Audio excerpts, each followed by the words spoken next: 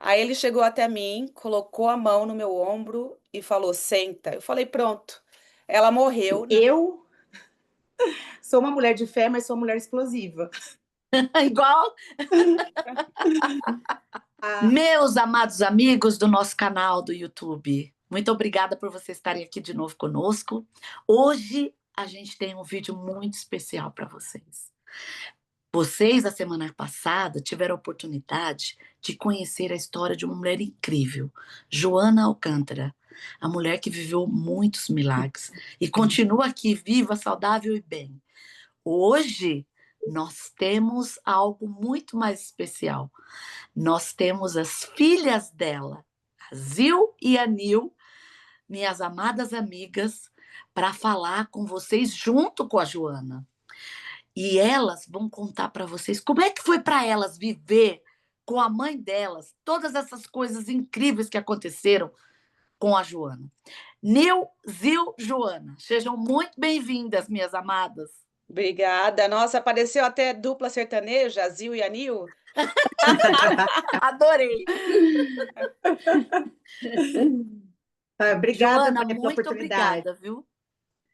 Obrigada, Vânia. Eu estou aqui com minhas duas princesas do meu lado. Não tem como elas serem feias com uma mãe tão bonita, né?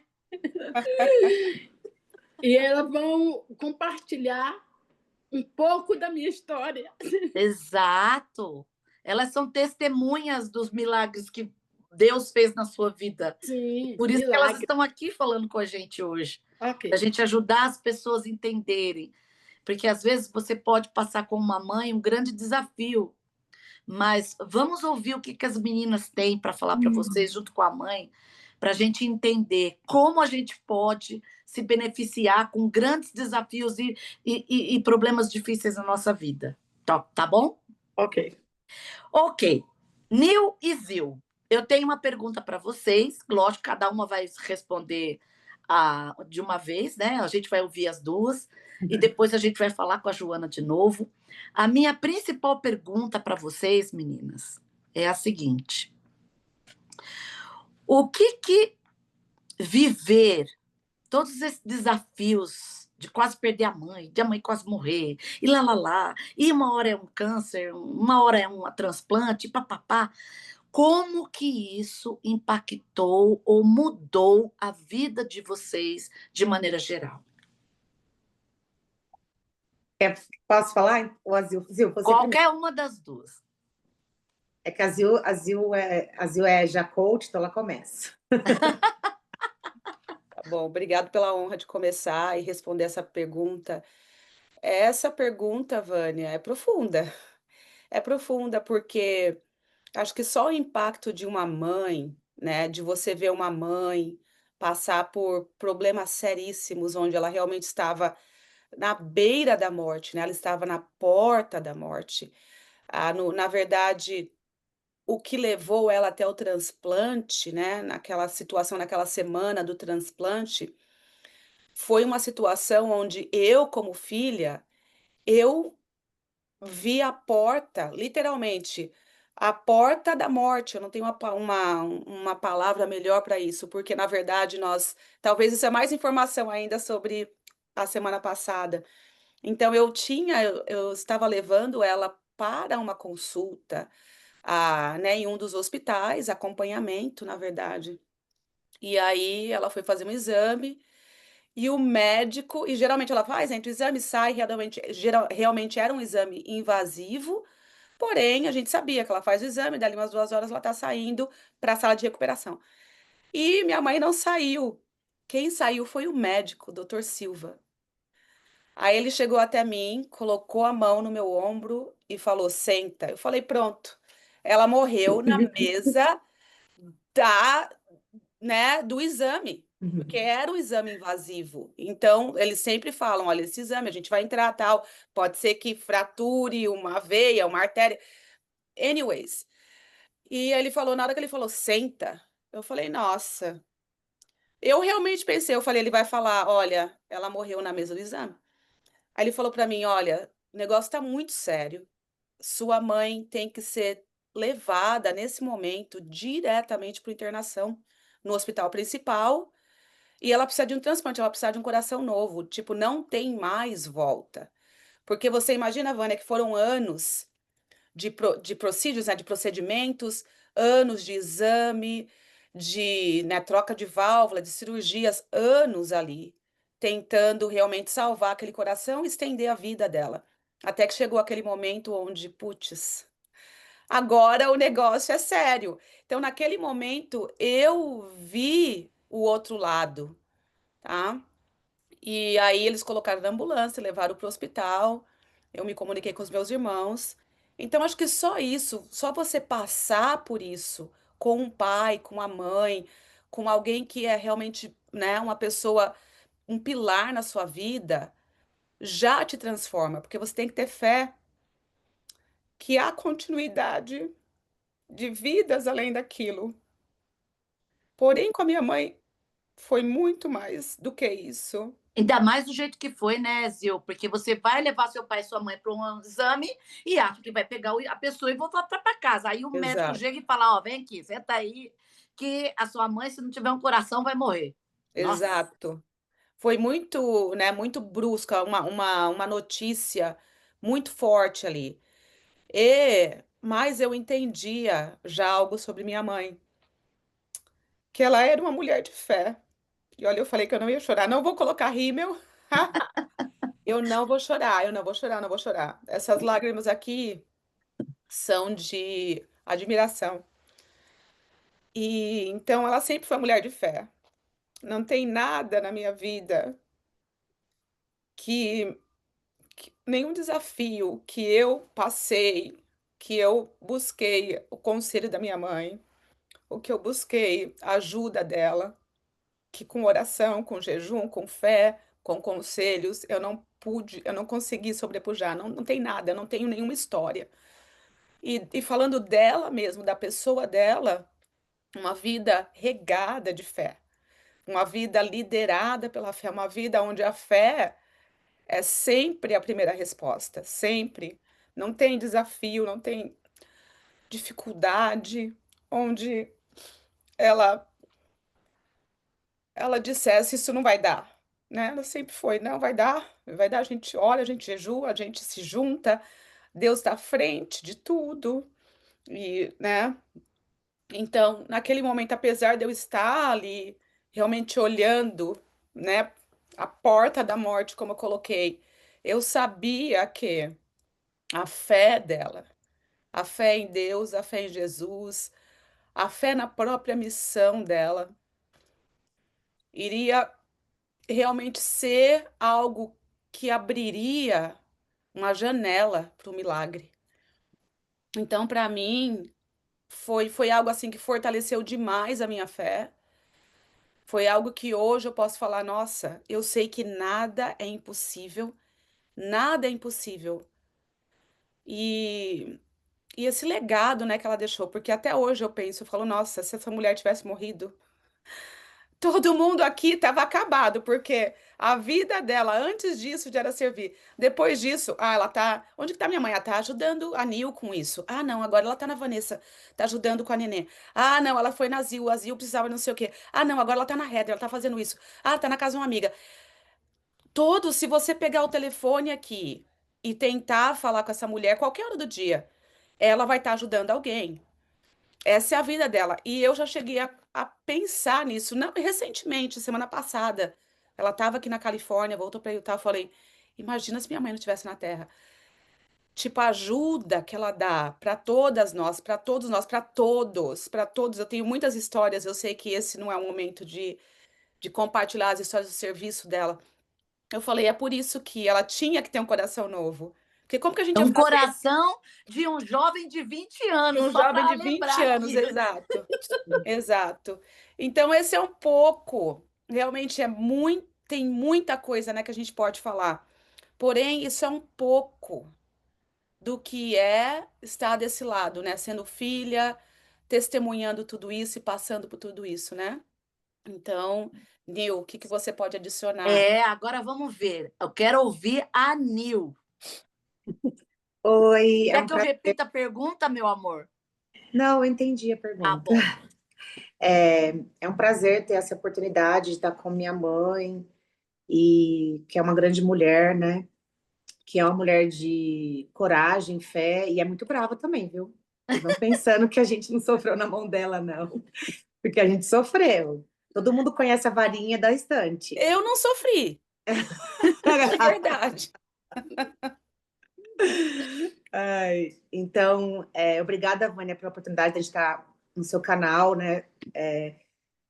Fazendo, né, esse relato da história da vida da minha mãe, desse momento que a gente passou, que foi um momento muito delicado, mas ao mesmo tempo foi um momento de muita fé, perseverança.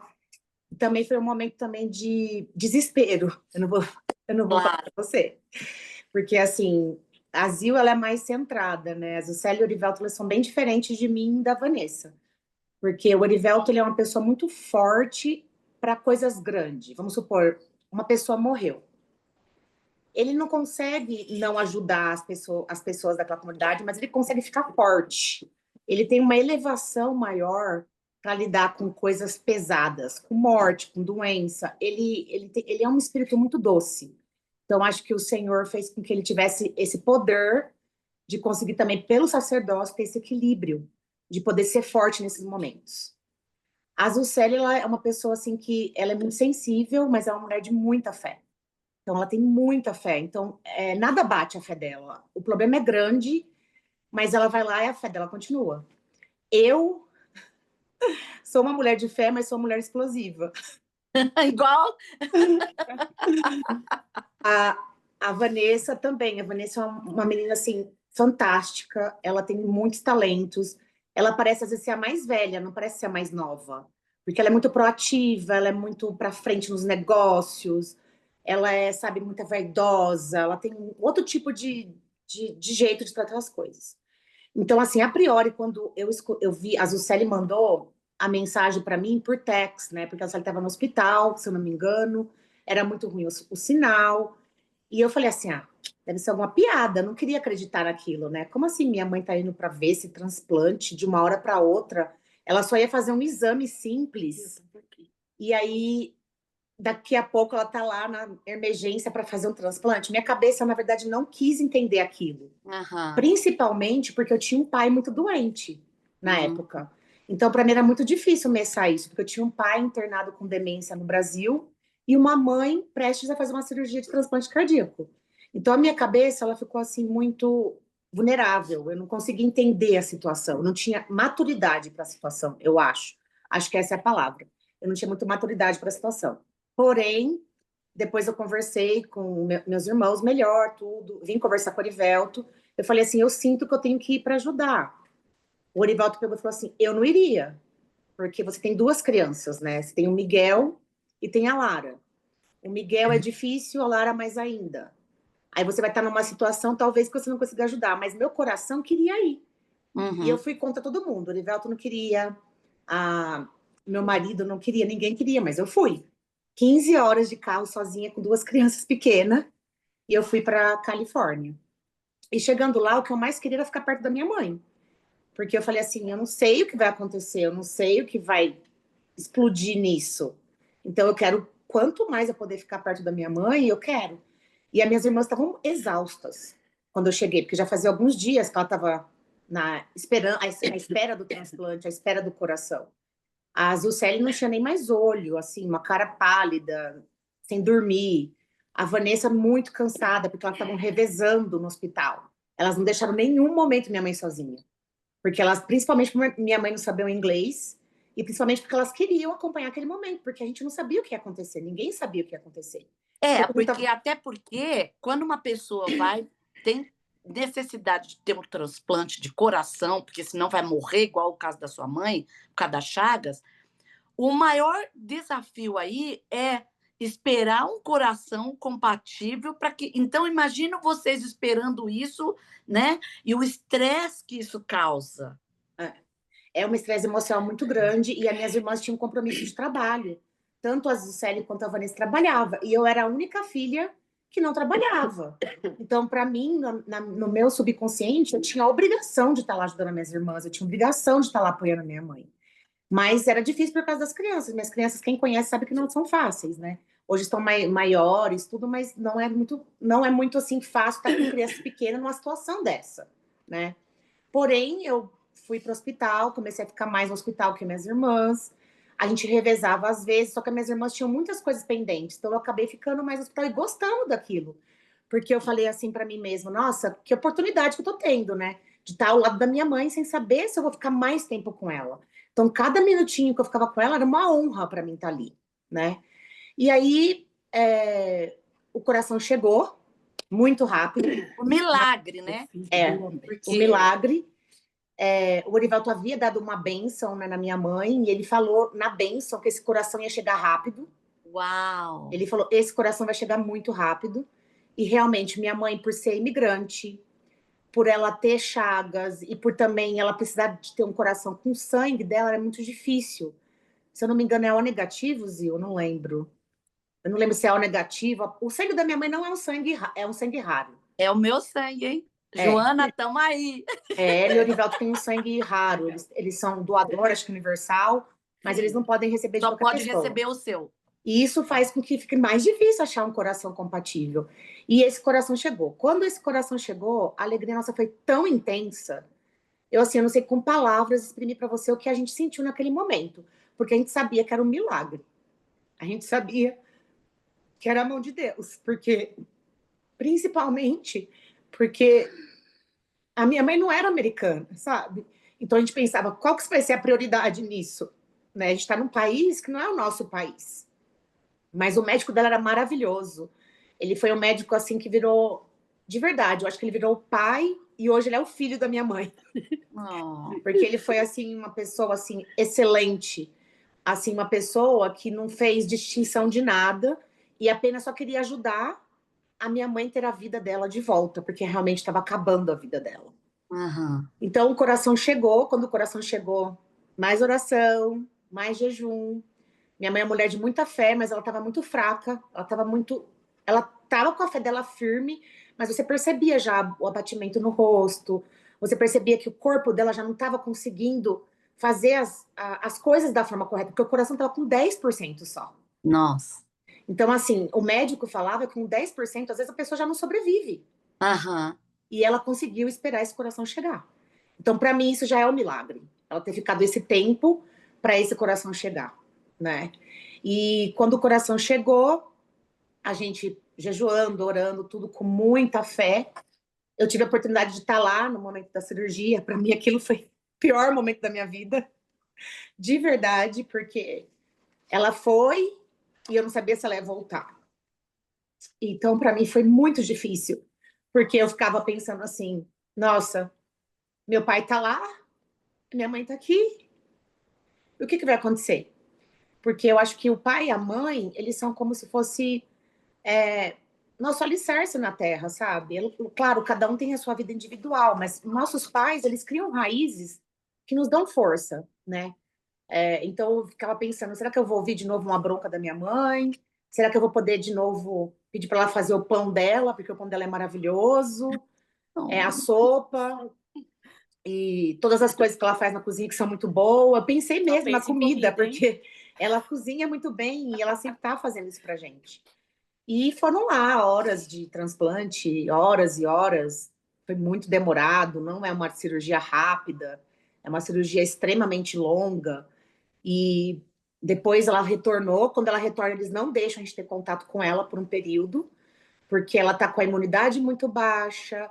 Era uma época também que a gente estava no pós-Covid, né? O Covid tinha já acabado, mas estava ainda naquela, né? Olha, vamos precaver, usar álcool em gel, usar máscara. A gente tinha que estar com máscara no quarto. Então, era assim, tudo era muito delicado. Então, ela ficou aquele período de, tipo, pós-esperas nossa, ansiosa, e nós muito ansiosas, né, as filhas, para poder olhar ela de olhos abertos, né, e falar assim, mãe, você tá aqui. E essa espera foi longa. E aí eu lembro que o dia que eu pude ver minha mãe e olhei para ela, não parecia que ela tinha feito transplante. Eu falei assim, mãe, você tá bem? Você tá... Ela, eu queria dar uma volta. Como assim? Joana, isso é Joana. Ela falou assim, eu tô com vontade de beber água, eu tô com muita sede e eu quero andar, eu preciso andar, eu tô com um coração novo. Eu falava assim, meu mãe, a enfermeira pai. falou que tudo seu vai ter que ser muito devagar. E o que você tem que fazer agora é assoprar esse negócio aqui. Tinha um cano lá e ela precisava ficar soprando aquele cano. Ela, é isso que eu tenho que fazer? Ela não parava de soprar o cano. Sem brincadeira. Eu falei, calma, mãe. Ela, não, tem que fazer isso. Aí nisso foram vindo os médicos, né? Porque depois do pós-transplante tem uma série de coisas que vão sendo feitas. Vem a enfermeira responsável pela alimentação. Vem a enfermeira responsável pela medicação. A enfermeira responsável pela parte física. Todo setor do corpo tem uma enfermeira responsável. Tudo que você imagina, até pro cabelo. Até para como tinha que fazer com o cabelo dela, porque ela não podia umedecer ainda o cabelo. E ela só podia lavar o cabelo com uma touca hospitalar, porque ela não podia molhar ainda o corpo, nem nada. Então tinha instrução para tudo. E aí, como eu estava no quarto nessa hora, eu recebi essas instruções. Então eu fui recebendo instrução e fui ficando cansada. Aquilo foi me cansando um pouco. E aí eu liguei para minhas irmãs e falei, olha, expliquei algumas coisas que a Zil, eu não lembro direito de verdade se a Zil ou a Vanessa estava lá. Foi eu. Era a Zil, não eram as duas. Eu peguei as E a gente, instruções da muitas nutrição. instruções. Chegou uma hora que eu falei assim, nossa, você pode anotar para mim? Porque eu não conseguia colocar na minha cabeça as coisas, era muita informação. E para mim tudo era muito importante, porque eu falei, é a vida da minha mãe, é o pós-cirúrgico. E eles são muito detalhistas em tudo. Então, a minha mãe lá já, tipo assim, ativa já, eu falando, minha mãe é doida, porque as enfermeiras falando, nossa, eu nunca vi uma pessoa sair da sala do transplante do jeito que sua mãe saiu. É a primeira vez na minha vida que eu vejo uma pessoa sair e já tá assim. Porque geralmente as pessoas saem, elas ficam cansadas demais, elas não querem nada, sua mãe já quer tudo. Tem que mandar ela ficar mais calma. Né? E eu, mãe, fica mais calma. E ela assoprando o negócio, não parava de assoprar. E aí, depois, acho que no. Aí eu fui para casa descansar, voltei, a gente revezou. Acho que à noite quem ficou foi a Vanessa, porque a Vanessa tinha que estar de dia no trabalho, então a Vanessa estava dormindo lá, exausta, super cansada, mas ela ia. A Zilcele também ia às vezes. E aí eu fui para casa para ficar com as crianças, fazer rotina de criança, para voltar no dia de manhã, que eu ficava de dia. E aí eu voltei, e eu lembro que era o terceiro dia isso. No terceiro dia, ela falou assim: eu preciso andar. E a fisioterapeuta, por coincidência, foi lá. Aí, na hora que a fisioterapeuta foi lá, ela falou assim: olha, eu preciso que você, aos poucos, vá levantando. Mas tudo com muita delicadeza, calma, né? Porque é um transplante muito grande, né? Eu acho que o maior de todos, né? Do coração.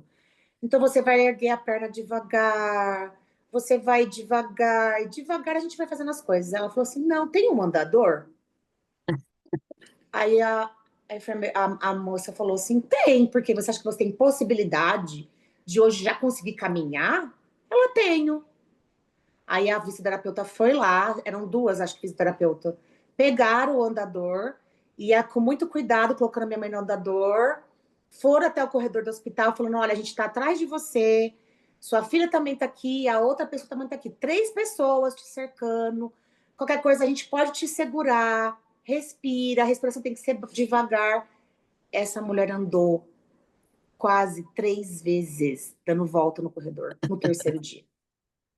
As enfermeiras e a fisioterapeuta falaram assim: eu nunca vi isso acontecer. Sua mãe é um milagre. Elas falavam sempre isso. Sua mãe está fazendo coisas que ninguém nunca fez após transplante cardíaco. E assim foi o decorrer do pós dela. Cada vez mais eu tenho a certeza de que o transplante era um milagre. E você presenciou tudo isso. Agora fala para todos nós, o que isso fez com a Nil? Com a fé da Nil, com a vida da Nil? Eu estava muito cansada na hora, eu não conseguia raciocinar. Mas hoje, né, para lição de vida hoje que eu passei, isso fez aumentar a minha fé no sacerdócio. Porque antes de tudo isso acontecer, meu irmão deu uma bênção nela. Né, porque ela estava aqui em Utah e ela nem queria ir viajar. Ela só foi para San Diego porque a Zilcele insistiu. E a Zilcele falou: mãe, é uma consulta, o médico marcou, você tem que vir, ponto final. Vai vir, pronto. Então, meu irmão pegou, ela pediu uma bênção para o Orivelto deu uma bênção para ela. Então, ela teve a bênção do sacerdócio. Então, eu sabia que o Senhor já estava protegendo ela antes, porque ela nem sabia o que ia acontecer. Ela já tinha recebido uma bênção. Então, eu tenho a certeza de que Deus, ele pode qualquer coisa. Porque ele é o Deus, ele é o Pai maior. Então, às vezes, né, a gente lê na Bíblia assim, o tá é cheio de montanha, né? E a gente lê, você pode remover uma montanha com a sua mão. E a gente não entende. E realmente a gente pode remover. Porque a montanha da minha mãe foi o transplante. A sua montanha foi o seu milagre. Do seu marido ter a fé, que dando uma bênção, ele ia conseguir você de volta, porque ele não se conformava com aquilo. Entendeu? Então, assim, as montanhas e os milagres existem mesmo, eles são reais. Isso fez eu ver que realmente, com o toque da mão de Cristo, e com a fé e com a perseverança, e com o sacerdócio, tudo é possível. Muito obrigada. Agora eu tenho uma pergunta muito importante para a nossa Joana. Preparada. Joana, você ouvindo as suas duas filhas falarem, isso tudo que a gente está ouvindo agora, como que você se sente, minha amiga? Fala para nós. Eu me sinto mais fortalecida ainda, muito mais fortalecida. A hora que as minhas filhas, principalmente a minha Azil, que está aí do teu lado, do nosso lado aí, né? Que ela que sabia, em primeiro lugar, ela que sabia as minhas condições com a minha equipe médica, e é ela que era minha tradutora, né? Então, nesse dia que o médico chamou ela, que ela entrou, que ela veio com as lágrimas caindo, eu estava forte, eu não chorei. Eu falei assim, se o senhor me chamar, tá na hora. Né? Então, fiquei tranquila, mas eu me sinto assim, eu ainda sou responsável pelas minhas filhas, elas tenham 10, 20, 40, 50, 60. A mãe é o porto seguro, né? E eu sou imensamente grata de poder ouvir elas. Com certeza, um dia a gente vai ouvir todos os meus filhos, incluindo até os meus netos. E eu me sinto muito fortalecida. Muita e muita fé. Fé move montanhas, mas você tem que ter a sua mente aberta. Quando os médicos chegavam na porta e falavam, você está sentindo alguma coisa? Os médicos eu falava, o meu filho, principalmente que está no Brasil e que estava aqui em Utah, e depois eles foi para lá. E aí, mãe, como é que foi seu dia? Como é que foi sua noite? Foi maravilhoso, filho. Nossa, eu estou bem. Imagina que eu ia confessar para os meus filhos que aqui estava doendo, que aqui estava doendo. Não, eu estou bem. Eu estou bem. Como assim? O meu filho ainda me perguntou, como assim que você está bem, mãe? Eu falei, eu fiz um transplante, filho, se precisar eu faço outro. Eu estou bem, não estou sentindo nada. Né? Mas eu me sinto, orgulho, é só orgulho e só gratidão pelos filhos maravilhosos que eu tenho. Ai, Eu posso Joana, fazer um comentário? Sim, quando eu escuto você falar isso a respeito de você falar para os seus filhos que estava bem, que estava... Eu tô lembrando de uma coisa que eu aprendi há muito tempo e pratico na minha vida. O poder das palavras. Você estava sempre dizendo que estava bem. Você estava atraindo isso para você. Exatamente. E outra coisa, antes eu recebi uma benção do meu filho e uma benção do meu genro. E o Senhor disse que tudo iria dar bem. Tudo estará bem. Tudo estará bem. Entende? Então, eu só tinha que confiar e exercer a minha fé. Entende? Exato. Hoje não foi um dia muito bom, mas amanhã vai ser um dia melhor ainda. Entende? Então, nós temos que ter esse equilíbrio de segurança, entende? Eu seguro na barra de ferro e vamos, porque nós somos fortes. O Senhor tudo ele pode, você também pode. É só exercer a sua fé e a confiança no Senhor. Tudo você. E eu ouvindo você falar, Joana, eu tenho certeza do porquê que o Senhor manteve você na terra, porque tem muita gente precisando ouvir o que você acabou de falar. As pessoas precisam acreditar, precisam ter mais fé, mais força, mais esperança. O mundo está do jeito que está porque falta muito isso. E é isso que a gente traz para o canal. Por isso que a gente chamou vocês para falar. A gente Exatamente. poder ajudar as pessoas a realmente acreditar na capacidade que elas têm e no poder do nosso Pai Celestial Jesus Cristo. Exatamente.